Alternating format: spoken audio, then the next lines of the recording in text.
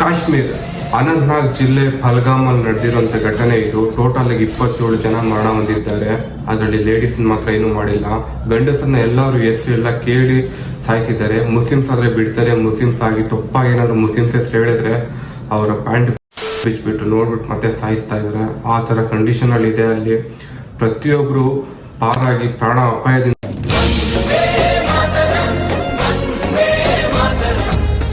ತುಂಬಾ ಬಚಾವ್ ಆಗಿದ್ದಾರೆ. ಮತ್ತೆ ಪ್ರಾಣ ಸಂಕಟದಿಂದ ಹೋರಾಟ ಕೂಡ ಮಾಡಿದ್ದಾರೆ. ಆ ತರ ಸಿಚುವೇಶನ್ ಬಂದಿದೆ. ಅನಂತನಾಗ್ ಜಿಲ್ಲೆ ಫಲಗಾಮ್ ನಲ್ಲಿ ಈ ಘಟನೆ ನಡೆದಿರೋದು. ಅದೊಂದು ಫುಲ್ ಟೂರಿಸ್ಟ್ ಪ್ಲೇಸು. ಅದರಲ್ಲಿ ಈಗ ತಾನೇ ಏಪ್ರಿಲ್ 16ನೇ ತಾರೀಕು ಮದುವೆ ಆಗಿರೋ ಗಂಡ ಒಂದು ಹೆಂಡತಿ ಅವ್ರ ಮಧ್ಯ ಎಷ್ಟು ಹಿಂಸೆ ನೋಡೋದಕ್ಕೆ ಅಂದ್ರೆ ಇನ್ನು ಹುಡುಗಿರಿಗೆ ಹಿಂಗೆ ಯಾವ ತರ ಸಂಕಟ ಆಗಿರ್ಬೇಕು ನೋಡೋರ್ಗೆ. ಈ ತರ ಅಂದ್ರೆ ಅಲ್ಲಿ ಆಗಿರೋ ಘಟನೆಗೆ ಅವರೆಷ್ಟು ಸಂಕಟ ಪಟ್ಟಿಗೆ ನಿಲ್ಲಲ್ಲ.